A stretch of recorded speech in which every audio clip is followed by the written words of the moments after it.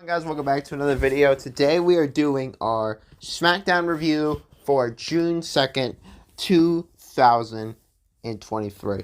Now, Smackdown last night, it was very, very good again. We're very used to, at this point, being impressed with Smackdown. And, yeah, the show's good.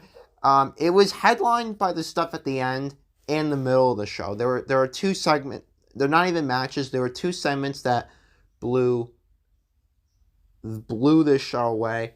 That really just elevated it to another level. And if you guys hear noises outside, um, I am currently staying in America right now. I'm staying at a friend's house that I know in America. So, and he's got a very noisy neighborhood, and I'm recording this video at his house, so the audio is a little bit, you're going to be hearing a lot of outside audio. Sorry about that.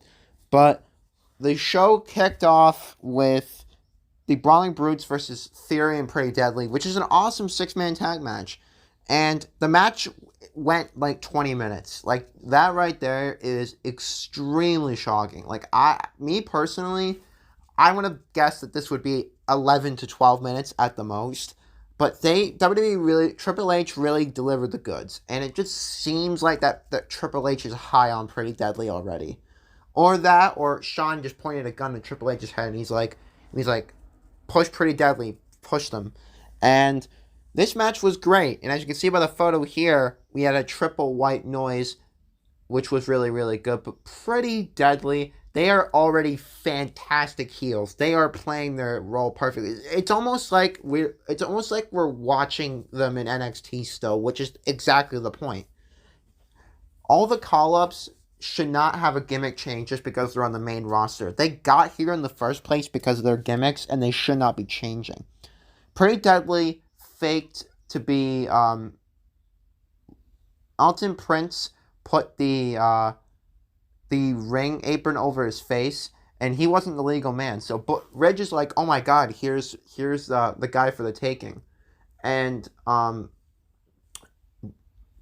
other man comes behind, hits him with spilled milk. Austin Theory gets the pin, and Austin Theory and Pretty Deadly win, which I honestly thought the Brutes might win this one.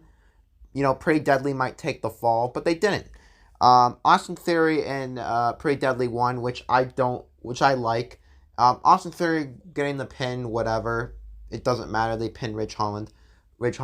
I still think Theory versus Sheamus is still alive, but you've got to wonder what Butch is thinking. You know, Butch is like, he's on the other end of these beatdowns.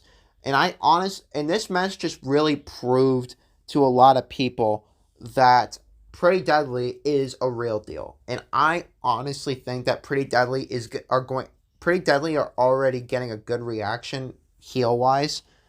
And them teaming with Austin Theory, this was a test for them. And they passed it. Now, after that, we got a backstage segment of Solo and Heyman. And it looks, Solo looks unamused. He's like, Paul Heyman's talking about Roman's 1,000 day celebration. And Solo's like, you know what? He's got that I don't give a shit face. Which, you know, Solo always does. But, you know, because of the Roman celebration, people are trying to put two and two together, and I'm at fault too for thinking about this. But after that, we have the OC. They're taking on a Hit Row. All right, but you know, anytime you see Mia Yim on your screen, it's always a good time. But seeing the OC together, I do think it's really good. AJ Styles just elevates them. And the OC, I really generally like as a faction. I think it's a really well put together faction. I said this before. I thought Mia was the perfect person to be teaming up with the OC. Mia is a very great wrestler, and like I said, without AJ Styles, the OC just feels like a lower card team.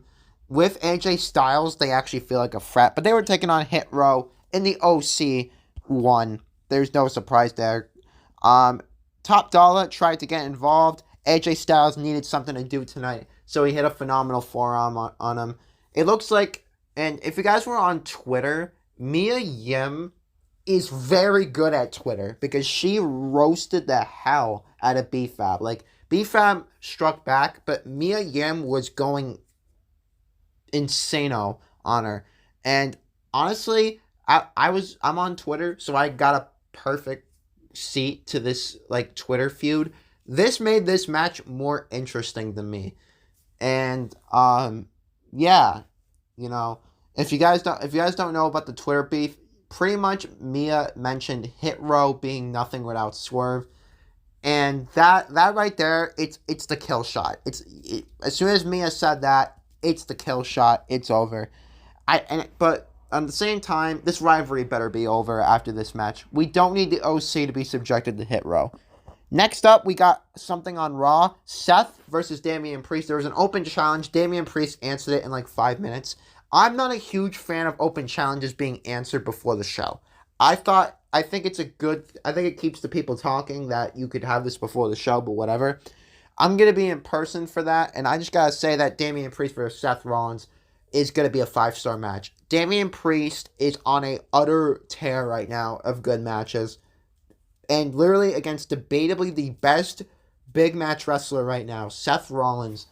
This is going to be great. Next up, we had the Grayson Waller effect with Asuka, which is interesting. There are rumors of that happening, and it was true. And Asuka came out without her Kana face paint, which is always good to see. Asuka's playing a heel. Asuka could really do anything. She's a great heel right now. And as you guys can see, Grayson Waller was, Grayson Waller didn't really understand Asuka at first, which I thought, Grayson Waller is another person that's actually playing their main roster role with T. It's like he never left NXT. But then we got the moment of all moments. Io Sky came out on her own, no Bailey with her, to confront Asuka. And Io made it quickly known, I want to face Asuka. Io and Asuka have had a rivalry since War Games. Basically, before War Games, if you guys remember, it was one of the most popular segments of all of last year. Asuka and Io yelled at each other in Japanese. And it happened again, and this time, I think in the translation, Io called Asuka a piece of shit. If you guys want to see the full translation video, go to my Twitter. It's not that far down the list if you guys want to see the full translation video. But, Io, this was like this was awesome. This was one of my favorite episodes of the Grayson Waller effect of all time. And Io and Asuka, when it happens, it's going to be so fantastic. And it's one of those matches that I need. It's like I'm crying it out. These are two of my favorite women's wrestlers in the entire company. Io's push. I am still in disbelief that Asuka is champion.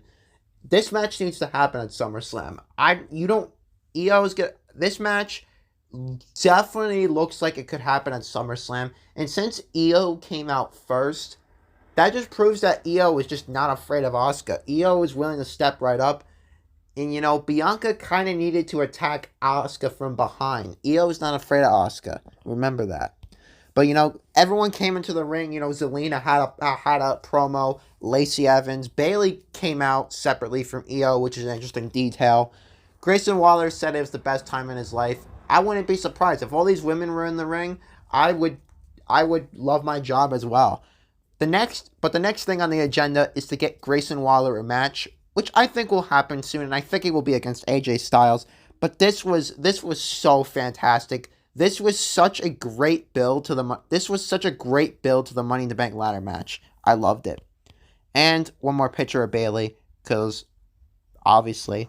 But Zelina versus Lacey Evans happened, and Zelina and Lacey had a pretty okay match. But the main thing is that Zelina qualified, and I love Zelina Vega. I think she's at her all-time best right now. And Zelina's in the Money in the Bank ladder match. I don't think she'll win it, but I certainly think that Zelina Vega deserves to be in it. She's getting very good crowd reactions, and she's just doing her role perfectly right now. She deserves this. And Santos also announced that he's going to be in a Money in the Bank qualifying match, and that match is going to be against Mustafa Ali. So I would pretty much put Santos down that he's in. Santos is awesome. Santos has not missed once in a match on the main roster, and it looks like WWE is doing what they should be doing and giving Santos a big match, which he probably will be in. But next up was the number one match of the night, Montez Ford versus LA Knight, and I thought in my head that Montez was going to win. I thought Triple H was going to throw the Duker on the ground, take a shit on the fans, and shout out to the crowd. They did their job. They cheered LA Knight. That's all we needed to see. This was such a big match for LA Knight. We needed the crowd to react, and they did. LA Knight stole the match. He kind of did like a roll-up and hung onto the ropes, and he beat Montez Ford. Now, if there's any second chance Money in the Bank ladder match thing, I would put Montez Ford in it. But LA Knight is in the Money in the Bank ladder match, and LA Knight is one step closer to being world champion.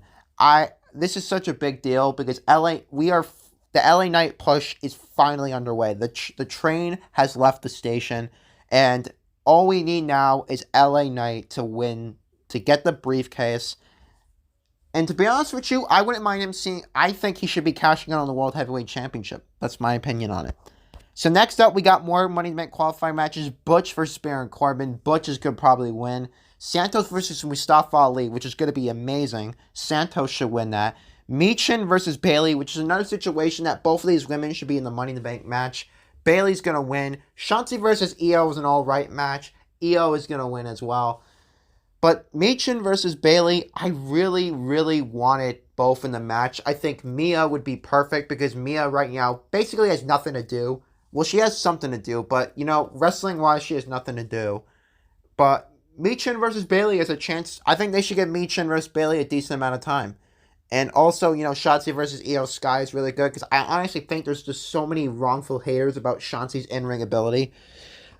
Next up was the main event segment. Triple H basically unveiling the new Roman Championship. I call it the Roman Championship.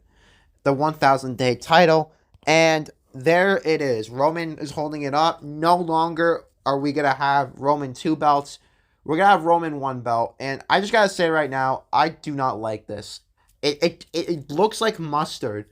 And I know a lot of Roman fans are going to be happy about it. I know it's opinion. But in my opinion, Roman keeping the 2 belts would have been our alternative. I know WWE. I know that Triple H, this was in the works for a long time. Triple H wanted there to be one belt. But this was a failure across all fronts. You're telling me that this is going to be the main title in WWE that all the top stars are going to fight for. It just doesn't look right or feel right. Next up, the Usos showed up. As expected, I wasn't expecting anything different.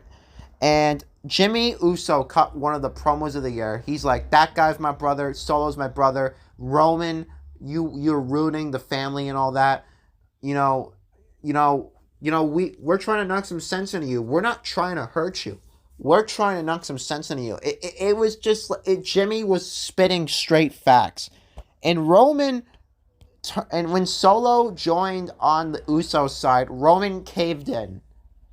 At least we thought that Roman caved in. At least we thought that Roman was going to turn babyface with the Usos. But no. No. Roman Reigns, we should have known that Roman Reigns, the number one heel in the business, had something up his sleeve, and he did. Solo caved in, Jey Uso, and basically, we're gonna see Roman and Solo versus the Usos at Money in the Bank. I think that this is gonna happen. There's no way it doesn't. People are like, well, Jey Uso, Roman said at the end of the show that Jey Uso's gonna fall in line. Yes, but I truly believe that Jey Uso, I think the go home show before Money in the Bank is where, Jey Uso is gonna make his decision. Jey Uso is conflicted. But they're not going to turn the Usos. The one thing I definitely think they won't do is turn the Usos against each other. That would ruin the Bloodline story. If they turn the Usos against each other, the Bloodline story is virtually ruined. You need to do the Usos versus Roman and Solo. That is the next step here. That is what you need to do. probably the main. It's probably going to be the main event of the show. I don't know. Money in the Bank ladder match or not, this should be the main event of the show. But like I said, that was pretty much SmackDown. Overall, a great episode. I thought there could have been some better parts, but overall, the ending of the show and the Io versus Asuka segment was the best parts. The rest of the show was just meh all around. The matches were alright. I guess the first match was good, but SmackDown was alright. Monday Night Raw is this week. Monday Night Raw is looking like a good show. It's headlined by Rollins and Priest. But like I said, hope you guys enjoy the video. I'll see you all for the Monday Night Raw review.